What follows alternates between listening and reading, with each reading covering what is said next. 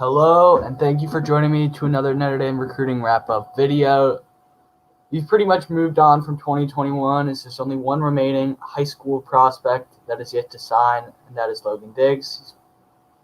He's pretty much locked to sign. There's no LSU drama anymore. So from now on, other than probably one more video, it will be strictly 2022 Notre Dame recruiting. Just a quick little heads up for any of the viewers that watch all my Notre Dame recruiting videos. Make sure to like, subscribe, do all that good stuff. I got a 4-page updated Google Slides document. I made one of these on December 4th, offense and defense. I decided to split it into offense today and defense in probably a few weeks. Defensively, there is some new news. Tyson Ford, high 4-star from the Burroughs School in St. Louis, Missouri, is committing on MLK Day. That is the day after I'm filming. That's Monday, the 18th of January. It's pretty much locked to sign with Notre Dame. Huge pickup by Mike Elson and Marcus Freeman. And I'll cover that in another video and how it happened. But Steve Angeli, Dallin Hayden, Nicholas Singleton, and Brian Payne are all not the same position. So for this specific video, I'll be doing a mix of positions on one slide. I got quarterback and running back here. I got wide receiver in one slot on one slide. I have tight end and offensive line on one side, and then I have just strictly offensive line. Just because there aren't four quarterbacks in Notre Dame's recruiting. There are 2, Gavin Wimsatt and Steve Angeli. There aren't 4 running backs. There are 3 running backs, and there are 6 wide receivers. And I decided to just put them all on one side. So with all that out of the way, Steve Angeli is the first prospect and probably one of the more important prospects for Notre Dame to lock up. Sure, he's not a 5-star. He's barely a 4-star, but he is talented. In his one season as a starting varsity quarterback for Bergen Catholic, he put up some really good numbers and landed a bunch of good offers. Has offers from LSU, Miami, Florida, Michigan State, Michigan, Notre Dame. All the Northeast schools, a bunch of Big Ten schools and ACC schools are highly looking at him and highly interested. I like him going to Notre Dame, though. I don't think any analyst would disagree with me. I don't think any fan would disagree with me. He's Notre Dame's 2022 quarterback. Dallin Hayden, 4-star running back from Memphis, Tennessee, had a huge junior season, had 2K rushing yards, I believe 20 touchdowns. He released the top 4 a few weeks ago of Tennessee, Oregon, Ohio State, Notre Dame. His father played running back for the Vols. Whenever his father went to college, which I believe was in the 90s. I don't think he's going to end up in Tennessee, though. There are no future cast picks for either school right now, for any school right now. I'd say Notre Dame and Ohio State lead. But at the end of the day, if Brian Payne doesn't get offered by Ohio State, and if Nicholas Singleton doesn't end up choosing Ohio State, I think Hayden ends up the Ohio State running back. Why I say that, these 3 running backs are pretty much all Ohio State's 3 running backs that they're really looking at for the 2022 class. Brian Payne doesn't have an offer yet from the Buckeyes, but he released an unofficial top 7 with like Purdue, Northwestern, Florida, Alabama, Michigan, Notre Dame, Penn State. I don't really think he'll end up at one of those schools. I really don't. I think Cincinnati can maybe make some big noise late. He is from Cincinnati. If Ohio State offers, maybe there. Out of those 7 schools, I'd probably give Notre Dame, Penn State, and Alabama a lead, but Notre Dame is only going to take 2 running backs, and I think those running backs might be Nicholas Singleton and Dallin Hayden. But it really depends where other spots fill up and what schools are really targeting whatever player. Nicholas Singleton is pretty much Penn State, Ohio State, Notre Dame's number 1 running back option. But Brian Payne is probably Notre Dame and Penn State's number 2 option. Dallin Hayden might be there too. So a bunch of variables that go into this, and it's honestly up to the coaching staff to decide who they're going to put their focus on. But Brian Payne, talented player, ranked 157 in the country, the number 11 running back, number 7 player in the state of Ohio, had a pretty good junior year. I believe Ohio played. Yes, they did. I was second-guessing myself for a second. Nicholas Singleton did have a junior year. Had a good junior year and has also visited campus.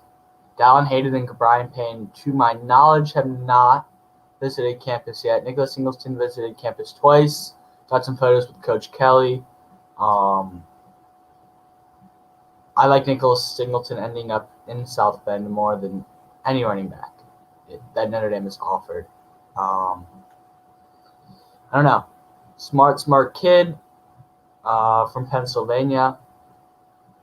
I don't think Penn State is going to end up landing him just because of the season they had this year. And I don't think Nicholas Singleton wants to go to the state school. I think I think they're recruiting him hard, and I think he has to have them high just because they're the state school and they're Penn State. But I think deep down, he wants to go elsewhere, and Notre Dame definitely beats Penn State football-wise and academic-wise.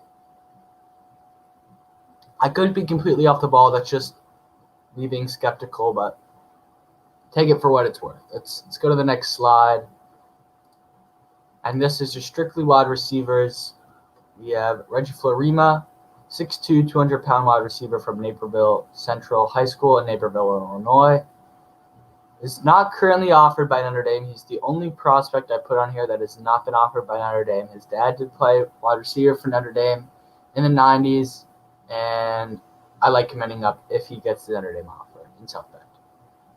I think this is similar to the Pat Coogan situation. Pat Coogan was pretty much a Notre Dame lock if he got the offer, and he got the offer late.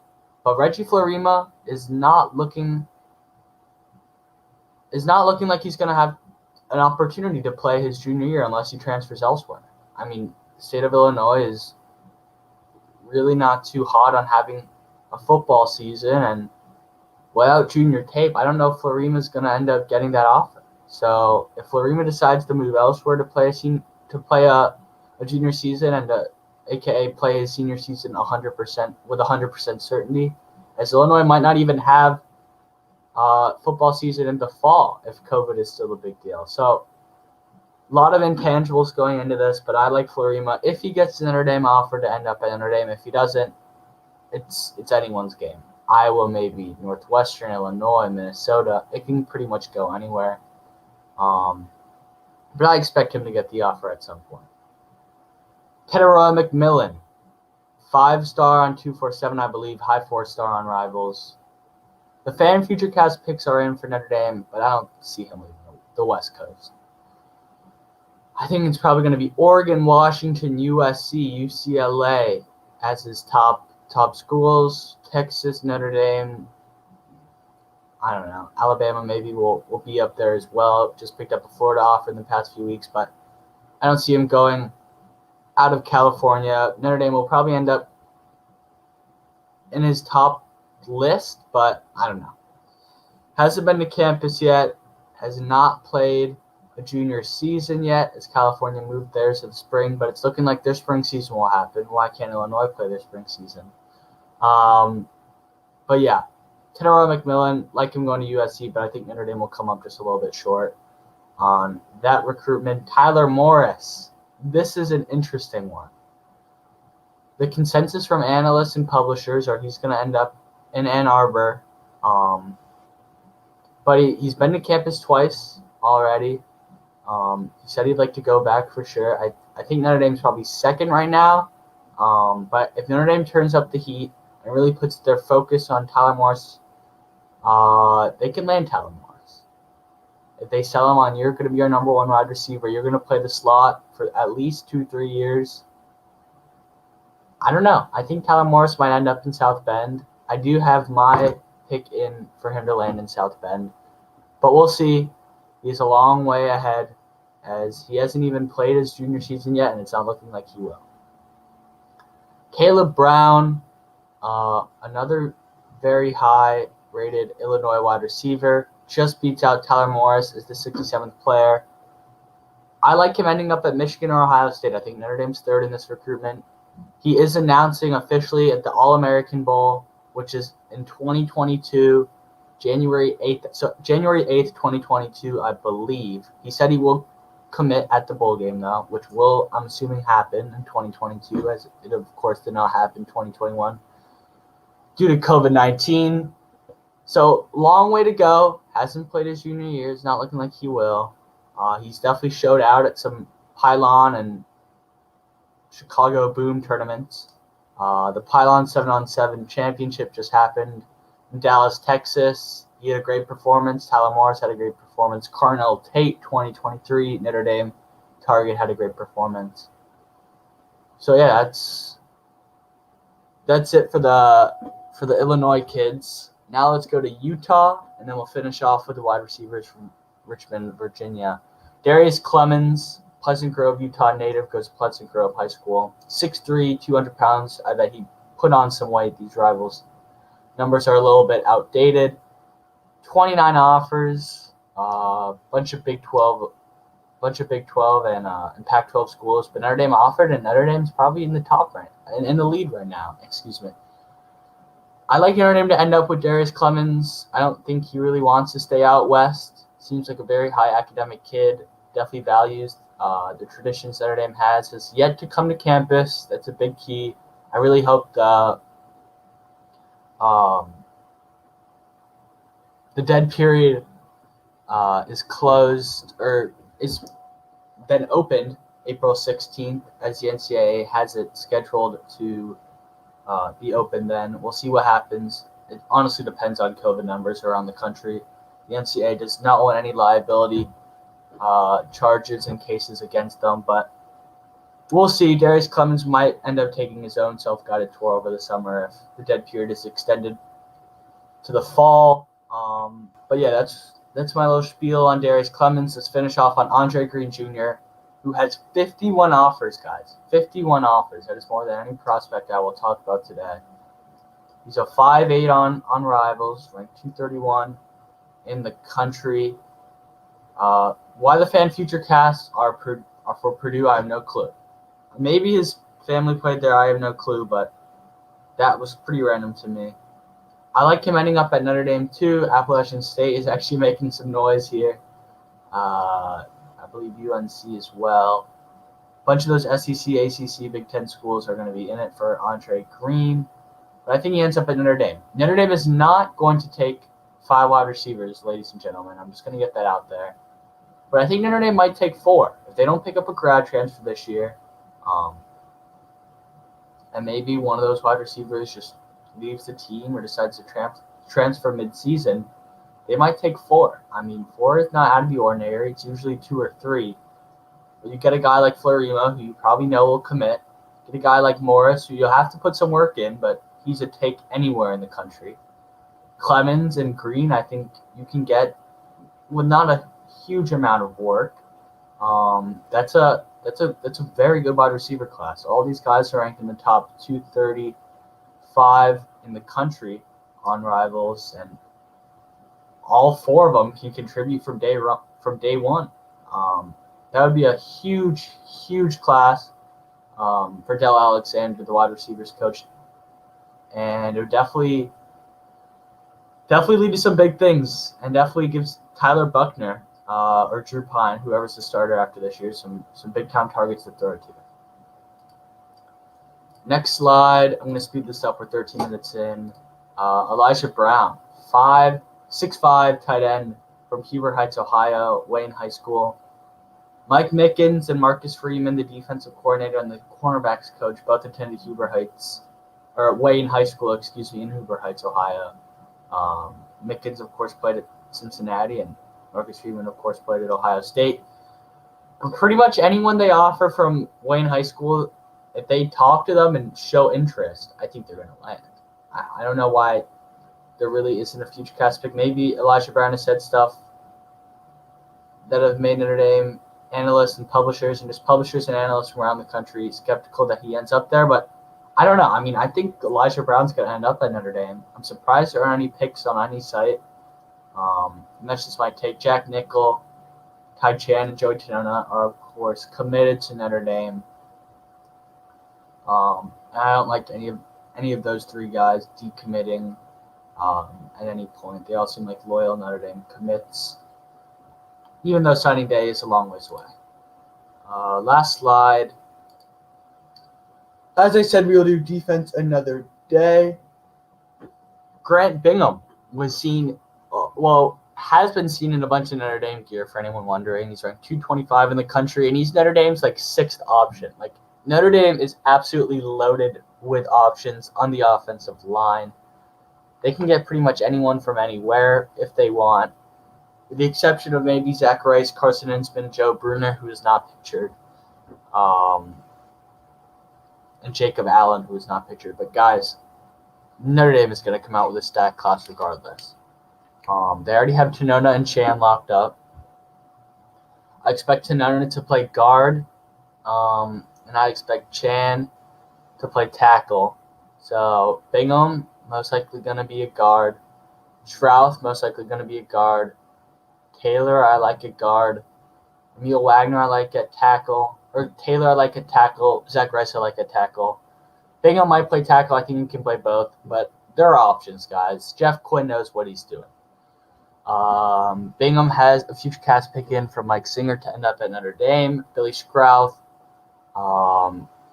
has picks vary between Wisconsin and Notre Dame, but pretty much since the summer he's been a Notre Dame lean. His parents are big-time Notre Dame fans. Jake Taylor has a future cast pick by Mike Singer.